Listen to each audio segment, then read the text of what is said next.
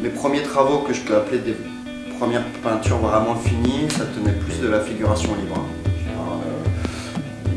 C'était figuratif mais pas très réaliste, avec de la couleur, très flashy, des trucs comme ça. Et ça a évolué, ça a vraiment évolué progressivement. Après la figuration, comme je suis maintenant, ça fait quand même un paquet d'années que j'y suis, mais le travail il évolue régulièrement. D'ailleurs c'est ce qui fait que c'est la seule raison pour laquelle je pense que j'ai continué, c'est que je me rendais compte qu'à chaque toile je progressais, et je m'en rends compte encore maintenant, donc c'est donne juste envie de continuer en fait. Le skate ça peut être un exutoire, pas la peinture. La peinture ça demande trop de concentration pour que ce soit un exutoire. T'es obligé d'être... Non, pas du tout. Ce serait quoi? C'est plus une méditation en mouvement qu'un exutoire. Je ne me considère pas comme un hyper réaliste. Je me considère comme un peintre réaliste, tout simplement. Parce que mon travail il évolue et qu'il est fort probable que ma touche change à un moment et je serai plus dans ce cas un hyper réaliste et que c'est pas mon but. Les hyper réalistes, je trouve que c'est vraiment une mouvance particulière de la peinture qui est déjà extrêmement datée à la base américaine et les années 50 ou 60, je ne sais même plus exactement. Après c'est le travail de... Je peux apprécier un boulot d'un hyperréaliste pour sa facture, pour son excellence technique, mais c'est pas ce qui me touche forcément le plus en peinture. Moi j'aimerais bien arriver à atteindre une forme d'équilibre entre les deux. Pas oublier qu'il y a de la peinture quand même, à un moment. Les hyperréalistes, je trouve que ça lisse un peu trop, à mon goût. Dès que la photo est apparue, les peintres ils se sont inspirés des cadrages. Tu regardes Toulouse-Lautrec ou des gens comme ça, dès que la photo est apparue, ils ont commencé à changer leur façon de peindre au niveau des cadrages. Après, on peut revenir, du coup on revient sur la question de l'hyperréalisme.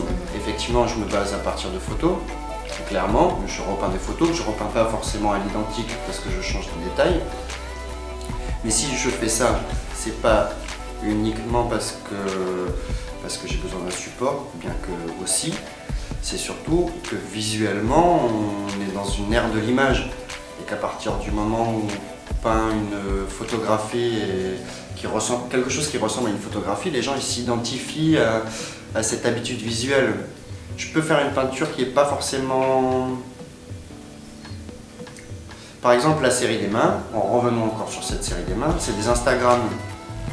Alors il y a des choses qui sont injustes au niveau de la photo, les photos elles sont pas belles et les gens de suite ils me font « Oh, on dirait une photo ». Mais pourquoi on dirait une photo? Uniquement parce que visuellement c'est ce qu'ils ont dans la tête en ce moment, c'est ce genre d'image, avec ce cadrage carré, les couleurs qui explosent et du coup voilà, tout de suite on fait « Ah c'est incroyable, on dirait une photo », mais c'est juste parce que c'est ce que les gens ils ont visuellement dans la tête, tout simplement.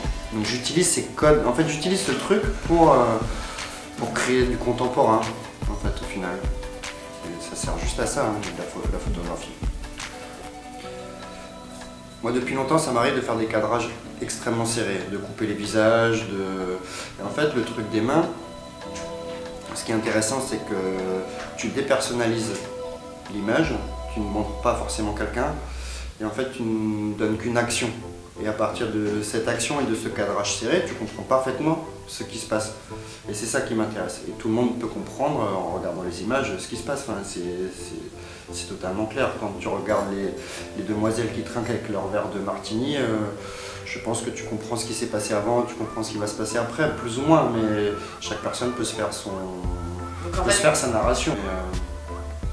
Quand tu fais une toile, pour reparler encore de la série des mains avec le briquet, on est quand même obligé de penser à des peintres comme de la Tour ou tu vois, cet éclairage à la bougie ou comme pour les demoiselles avec leur portable, c'est pareil, cet éclairage à la bougie très sombre et juste une petite lumière qui sort et qui éclaire des parties du visage. Je suis désolé, je pense forcément à de la Tour, obligatoirement. À partir du moment où la peinture elle prend son autonomie et qu'elle devient tableau, c'est-à-dire déplaçable et mettable dans un appartement, elle raconte des histoires, que ce soit, même si c'est des portraits de cours ou des choses comme ça raconte forcément des histoires. Les gens, ils se mettent en scène d'une certaine manière. Après, il y a des scènes de genre, il y avait pas, les peintures d'histoire, on voyait des batailles. Enfin voilà, quand je fais une peinture des émeutes à Kiev, je pense aussi aux peintures de bataille tu vois, du XVIIe siècle, forcément. Tu vois, c'est pas comme si les choses avaient changé, la peinture n'a pas changé. Moi je continue à rester dans cette histoire de la peinture. Par contre, je montre pas des gens d'il y a 2 siècles, je montre mon époque tout simplement. Les demoiselles, le début des impressionnistes, quand ils montraient des demoiselles en train de boire du thé sous des ombrelles dans un parc, c'était totalement leur époque. Ouais. Les demoiselles, elles n'ont plus d'ombrelles, elles portent plus des grosses robes et elles boivent plus du thé dans des parcs. Donc moi je les montre. Maintenant je les montre en train de boire du martini en soirée. Mais là ce qui m'intéresse c'est en soi en tant que pratique sociale, parce que je pense quand même avoir un travail qui peut s'approcher d'une forme de sociologie picturale, et le rapport extrêmement classique au niveau de l'éclairage.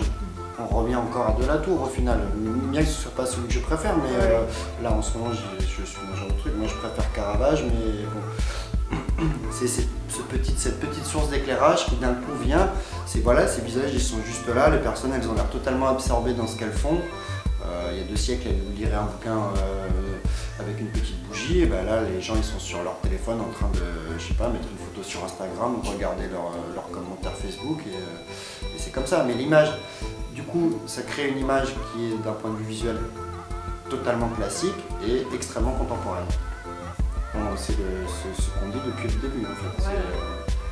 Ça se place dans une histoire longue de la peinture, mais ça crée une image contemporaine. Content d'avoir des canapés à disposition des gens, pour qu'ils puissent pas simplement se contenter de passer, mais pouvoir s'asseoir. Je te posais la question des critiques et des choses qui avaient pu me marquer. Il y en a une qui m'a marqué.